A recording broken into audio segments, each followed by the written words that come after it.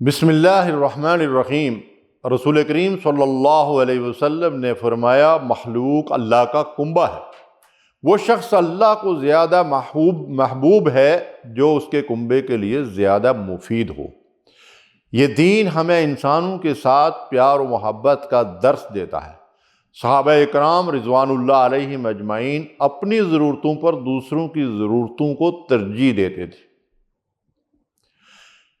انسانوں سے پیار و محبت اور ضرورت مند انسانوں کی مدد کے عمل کو ہر دین اور مذہب میں تحسین کی نظر سے دیکھا جاتا ہے، لیکن دین اسلام نے خدمت انسانیت کو بہترین اخلاق اور عظیم عبادت قرار دیا ہے۔ اللہ تعالیٰ نے انسانوں کو یکساں صلاحیتوں اور اوصاف سے نہیں نوازا، بلکہ ان کے درمیان فرق و تفاوت رکھا ہے، اور یہی فرق و تفاوت اس کائنات رنگ و بو کا حسن و جمال ہے۔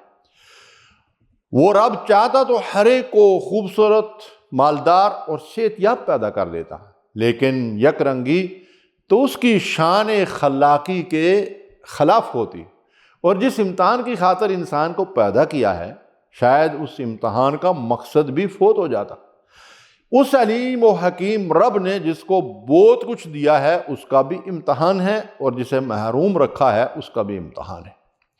وہ رب اس بات کو پسند کرتا ہے کہ معاشرے کے ضرورت مند مستحق افراد کی مدد ان کے وہ بھائی بند کریں جن کو اللہ نے اپنے فضل سے نوازا ہے، تاکہ انسانوں کے درمیان باہمی الفت و محبت کے رشتے بھی استوار ہوں اور دینے والوں کو اللہ کی رضا اور گناہوں کی بخشش بھی حاصل ہو۔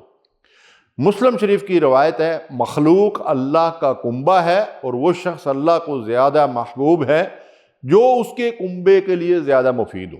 انسانیت کی خدمت کے بہت سے طریقے ہیں۔ بیووں اور یتیموں کی مدد، مسافروں، محتاجوں اور فقراء اور مساکین سے ہمدردی، بیماروں، معذوروں، قیدیوں اور مصیبت زدگان سے تعاون، یہ سب خدمت خلق کے کام ہیں، اور وسیع تر تناظر میں ان سب سے بڑھ کر انسانوں سے ہمدردی یہ ہے کہ ان کو دعوت و تبلیغ اور تعلیم و تربیت کے ذریعے دوزخ کی آگ سے بچایا جائے اور رب کی رضا اور صراط مستقیم کی طرف ان کو دعوت دی جائے۔ صحیح الجامع میں رسول اللہ صلی اللہ علیہ وسلم نے فرمایا، لوگوں میں سے اللہ کے ہاں سب سے پسندیدہ وہ ہیں جو انسانوں کے لیے زیادہ نفع بخش ہوں۔ اعمال میں سے اللہ کے ہاں سب سے زیادہ پسندیدہ وہ اعمال ہیں جن سے مسلمانوں کو خوشیاں ملیں، یا ان سے تکلیف دور ہو، یا ان سے قرض کی ادائیگی ہو، یا ان سے بھوکوں کی بھوک دور ہو۔ میرے نزدیک کسی مسلمان بھائی کی ضرورت پوری کرنے کی سعی ایک مسجد میں اعتکاف بیٹھنے سے زیادہ پسندیدہ ہے۔ یہ اللہ کے رسول صلی اللہ علیہ وسلم کا فرمان ہے، اور جس نے غصہ بجھایا اللہ تعالیٰ نے اس کی پردہ پوشی کر لی، اور جس نے غصہ پی لیا اگر اس نے چاہا کہ اللہ تعالیٰ اس کی مشکلات دور کر دے تو اللہ تعالیٰ اس کی مشکلات دور کر دے گا۔ اللہ تعالیٰ اس کا دل اتنا بھر دے گا کہ وہ قیامت کے دن راضی ہو جائے گا۔ اس حدیث میں کسی ضرورت مند انسان کی حاجت کو پورا کرنے پر کتنے ہی انعامات کا ذکر کیا گیا ہے۔ بے شک بد خلقی اعمال کو اس طرح برباد کر دیتی ہے جیسے سرکہ شہد کو برباد کر دیتا ہے۔ فرمایا، جو اپنے مسلمان بھائی کی ضرورت پوری کرنے چلا یہاں تک کہ وہ ضرورت پوری ہو جائے، اللہ تعالیٰ اس دن اسے ثابت قدم رکھے گا جس دن قدم ڈگمگا رہے ہوں گے، یعنی قیامت کے دن۔ ایک دن مجلس میں نبی صلی اللہ علیہ وسلم نے صحابہ اکرام سے سوالات کیے۔ آپ نے پوچھا، آج کس نے جنازے میں شرکت کی؟ سیدنا ابو بکر رضی اللہ تعالیٰ عنہ نے فرمایا، میں نے۔ آپ نے فرمایا، آج کس نے بھوکے کو کھانا کھلایا؟ ابو بکر رضی اللہ تعالیٰ عنہ نے فرمایا، میں نے۔ آپ صلی اللہ علیہ وسلم نے پھر سوال کیا، آج کس نے اللہ کی رضا کے لیے روزہ رکھا؟ ابو بکر رضی اللہ تعالیٰ عنہ نے عرض کیا، میں نے۔ آپ صلی اللہ علیہ وسلم نے ایک بار پھر پوچھا، آج کس نے بیمار کی عیادت کی ہے؟ ابو بکر رضی اللہ تعالیٰ عنہ نے فرمایا، میں نے۔ اللہ کے نبی صلی اللہ علیہ وسلم نے فرمایا، جس آدمی میں یہ چار باتیں جمع ہو جائیں وہ جنتی ہے۔ اللہ اکبر وللہ الحمد۔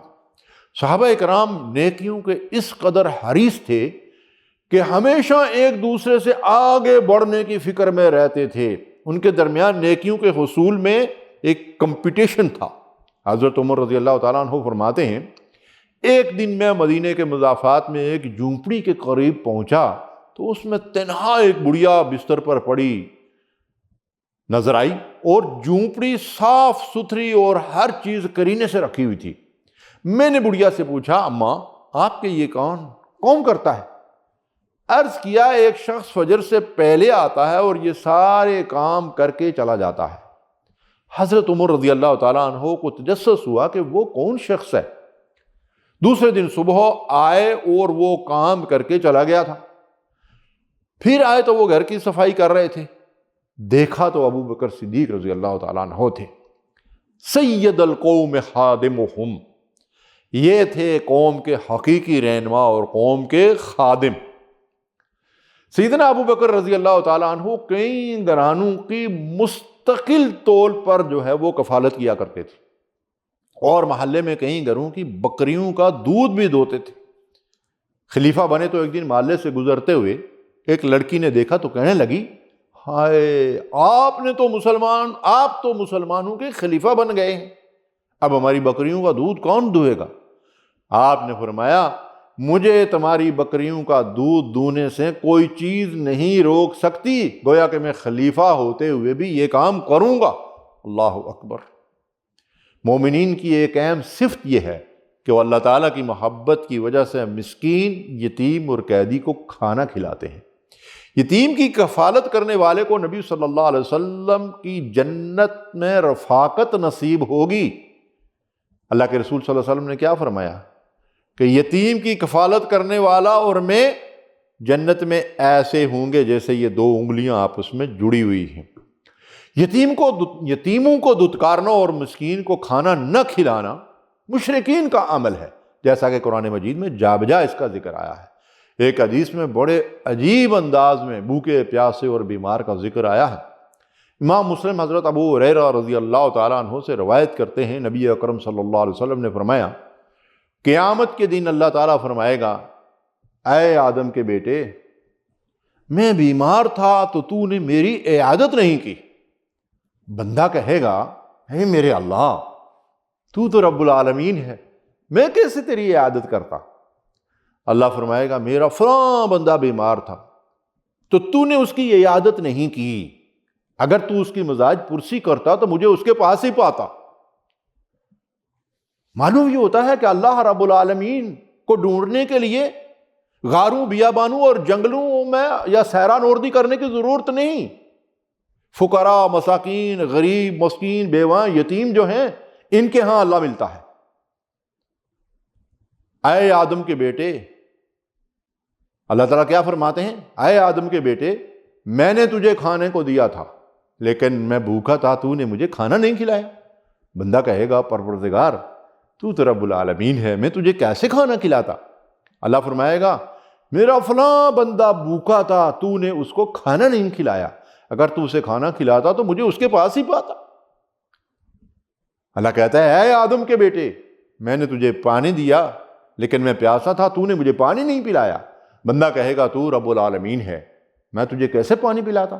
اللہ تعالیٰ پھر وہی بات فرمائیں گے، میرا فلاں بندہ پیاسا تھا، اگر تو اسے پانی پلاتا تو مجھے اس کے پاس ہی پاتا۔ ناظرین، کتنے ہی حسین پیرائے میں خدمت خلق کے کام کی عظمت کا احساس دلایا گیا ہے، تاکہ ہم بھی نیکی کے ان کاموں کی طرف راغب ہوں، ہمارے اندر بھی خدمت خلق کا جذبہ بیدار ہو۔ یتیموں اور بیواؤں، فقراء اور مساکین سے اللہ تعالیٰ کو کس قدر محبت ہے اور کن کن طریقوں سے اللہ ان کی ضرورتوں کو پورا کرتا ہے۔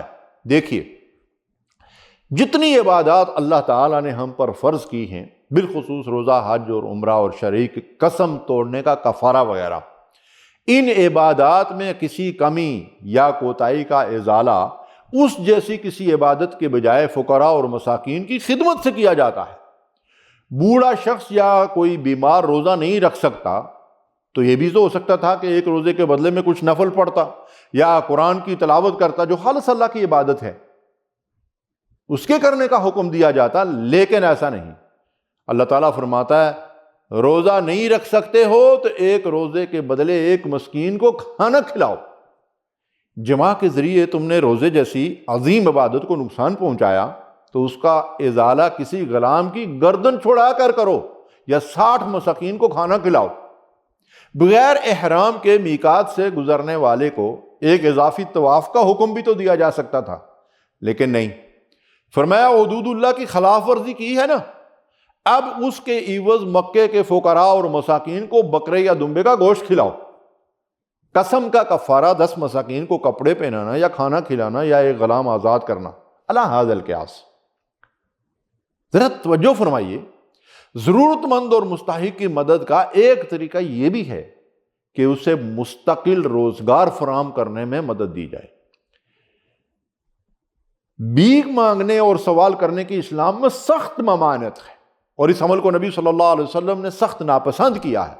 بدقسمتی سے آج مسلمان معاشروں میں لوگوں نے بڑے پیمانے پر اس کو پیشے کے طور پر اختیار کر لیا ہے، جس کی ہر سطح پر حوصلہ شکنی ہونی چاہیے، اور حقیقی مستحقین کو ان کا حق بغیر طلب کیے ملنا چاہیے۔ یہ کام اصل میں تو مسلمان حکومتوں کے کرنے کے ہیں، لیکن ہمارے حکمرانوں کو اس طرف دھیان دینے کی فرصت کہاں ہے؟ انفرادی طور پر بھی ہمیں اپنے پڑوسیوں اور رشتہ داروں میں بڑھ چڑھ کر ضرورت مندوں کی مدد کرنی چاہیے، اور اجتماعی طور پر بھی بڑے پیمانے پر خدمت خلق کے ادارے اور تنظیمیں قائم کر کے مستحقین کی ضرورتوں کو پورا کرنے کا انتظام کرنا چاہیے۔ الخدمت فاؤنڈیشن کے طرز پر چھوٹے پیمانے پر بھی یہ کام کیا جا سکتا ہے۔ نبی صلی اللہ علیہ وسلم نبوت سے قبل مائدہ حلف الفضول میں شریک ہوئے تھے۔ ابن سعد اور ابن ہشام نے اس کا تذکرہ کیا ہے کہ مکے میں کمزوروں پر ظلم ہوتا تھا اور ان کے حقوق غصب کیے جاتے تھے۔ قریش کے کچھ زوما جمع ہوئے اور ایک معاہدہ طے پایا جس کے ذریعے ظلم اور انسانی حقوق کی حق تلفی کا ازالہ مقصود تھا۔ نبی صلی اللہ علیہ وسلم اس معاہدے میں شریک ہوئے اور فرمایا، مجھے اس کے عوض سرخ اونٹ بھی قبول نہیں، اور اسلام کے بعد بھی کسی ایسے معاہدے کے لیے مجھے دعوت دی جائے تو میں خوشی سے اس میں شریک ہوں گا۔ خدمت خلق کا کام گناہوں کی بخشش، رب کی رضا کے حصول کا ذریعہ ہے۔ ایک شخص نبی کریم صلی اللہ علیہ وسلم کے پاس آیا، عرض کیا میں گناہ کر بیٹھا ہوں۔ آپ نے پوچھا تمہاری والدہ زندہ ہیں؟ اس نے عرض کیا نہیں۔ فرمایا تمہاری خالہ زندہ ہیں؟ اس نے کہا ہاں۔ تو آپ صلی اللہ علیہ وسلم نے فرمایا جاؤ خالہ کی خدمت کرو، اللہ تمہارے گناہ بخش دے گا۔ والدین کی خدمت تو بدرجہ اولا جنت کے حصول کا ذریعہ ہے۔ اگر ہم والدین کی خدمت اور دیکھ بھال کریں تو جنت ملے گی، ان کے دل دکھائیں اور ایذا دیں تو جہنم کی سزا ملے گی۔ عبداللہ ابن مبارک رحمہ اللہ سے کسی نے اپنی پریشانی کا ذکر کیا کہ 7 سال سے بیمار ہوں، ہر طرح کا علاج کرایا، کوئی فرق نہیں پڑتا۔ آپ نے فرمایا جاؤ ایسی جگہ تلاش کرو جہاں لوگ پانی کی تنگی میں مبتلا ہوں، وہاں کنواں کھدواؤ، مجھے امید ہے وہاں چشمے سے پانی جاری ہو اور تمہاری بیماری ٹھیک ہو جائے۔ اس نے ایسا ہی کیا اور صحتیاب ہو گیا۔ اللہ اکبر وللہ الحمد۔ نبی صلی اللہ علیہ وسلم نے فرمایا صدقہ سے اپنے مریضوں کا علاج کرو۔ حضرت سعد رضی اللہ تعالیٰ عنہ نے نبی صلی اللہ علیہ وسلم سے عرض کیا میری والدہ وفات پا چکی ہے، ان کی طرف سے صدقہ کروں تو ان کو فائدہ پہنچے گا؟ آپ صلی اللہ علیہ وسلم نے فرمایا ہاں، اور تم پانی کا بندوبست کرو، جہاں لوگوں کو پانی کی ضرورت ہو وہاں کنواں کھدواؤ، پانی کا انتظام کرو ان کے لیے۔ پاکستان میں تھر اور دیگر ریگستانی علاقوں میں پانی کی شدید قلت ہے، الحمدللہ الخدمت فاؤنڈیشن وہاں بڑے پیمانے پر کنویں کھود کر لوگوں کی ضرورت کو پورا کرنے میں لگی ہوئی ہے۔ اہل خیر حضرات اس کار خیر میں بڑھ چڑھ کر حصہ لیں اور رب کی رضا اور جنت کو حاصل کریں۔ مسلم شریف کی روایت ہے ایک شخص نے راستے سے اس درخت کو کاٹ دیا جو لوگوں کو آنے جانے میں تکلیف دیتا تھا، اللہ تعالیٰ نے اس کی بخشش فرما دی۔ بیمار کی عیادت اور اس کے علاج معالجے کا انتظام بڑے اجر و ثواب کا باعث ہے۔ امام ترمذی نے روایت بیان کی ہے کہ جو کوئی صبح کے وقت کسی بیمار کی عیادت کو جاتا ہے تو شام تک 70,000 فرشتے اس کے لیے دعا کرتے رہتے ہیں۔ فرشتوں کی دعا، اللہ اکبر، اور شام کے وقت جاتا ہے تو صبح تک 70,000 فرشتے اس کے لیے دعا کرتے رہتے ہیں اور اسے جنت کا ایک باغ عطا کیا جاتا ہے۔ لیکن ناظرین ایسا نہ کیا کریں کہ بیمار کی عیادت کے لیے جائیں اور وہاں جا کر دھرنا دے کر بیٹھ جائیں، اس کی مزاج پرسی پڑھیں، خیر خیریت پوچھیں اور اس کے ساتھ جو تعاون ہو سکتا ہے وہ کریں اور اس کے بعد واپس لوٹ آئیں۔ صحیح مسلم کی روایت ہے، رسول اللہ صلی اللہ علیہ وسلم نے فرمایا جب کوئی مسلمان کسی مسلمان کی مزاج پرسی کے لیے جاتا ہے تو وہ جنت کے باغ میں ہوتا ہے۔ امام ترمذی نے روایت بیان کی ہے، امام ترمذی نے روایت بیان کی ہے، جو کسی مصیبت زدہ کی تعزیت کرے، اسے تسلی دے، اسے اتنا ہی ثواب ملے گا جتنا مصیبت زدہ کو۔ نبی صلی اللہ علیہ وسلم کے پڑوس میں ایک یہودی لڑکا بیمار تھا، آپ اس کی عیادت کے لیے تشریف لے گئے، وہ عالم نزا میں تھا، آپ نے اسے کلمہ توحید پڑھنے کی تلقین کی، اس نے قریب کھڑے اپنے باپ کو سوالیہ انداز میں دیکھا، باپ نے اشارہ کرتے ہوئے کہا کہ ابو القاسم کی بات مان لو، اس نے کلمہ پڑھ لیا اور اس کی روح پرواز کر گئی۔ آپ نے فرمایا شکر ہے اس رب کا جس نے اسے جہنم کی آگ سے بچا لیا۔ خدمت انسانیت میں مسلم اور غیر مسلم میں بھی فرق نہیں، ہاں مسلمان سے ہمدردی زیادہ ثواب کا باعث ہے، لیکن اگر کوئی غیر مسلم بھی ہمدردی اور مدد کا مستحق ہو تو اس کو نظر انداز نہیں کرنا چاہیے کہ وہ بھی اللہ کا بندہ ہے۔ متفق علیہ روایت ہے، جو کسی بیوہ یا یتیم کے لیے سعی کرے وہ اللہ کے راستے میں جہاد کرنے والے کی طرح ہے، یا اس شخص کی طرح ہے جو بغیر کسی وقفے کے مسلسل نماز میں کھڑا ہو، یا اس روزہ دار کی طرح ہے جو کبھی روزہ نہ چھوڑتا ہو۔ ابو داؤد کی روایت ہے، جو کسی انسان کی حاجت پوری کرنے میں لگا ہو اللہ اس کی حاجت پوری کرتا ہے، اور جو کسی مسلمان کی تکلیف اور بے چینی کو دور کرنے میں مدد دیتا ہے اللہ اسے قیامت کے دن بے چینی اور تکلیف سے نجات دے گا۔ ترمذی شریف کی روایت ہے، تم زمین والوں پر رحم کرو، آسمان والا تم پر رحم فرمائے گا۔ بخاری اور مسلم کی روایت ہے، جو بندوں پر رحم نہیں کرتا اللہ بھی اسے اپنی رحمت سے محروم کر دیتا ہے۔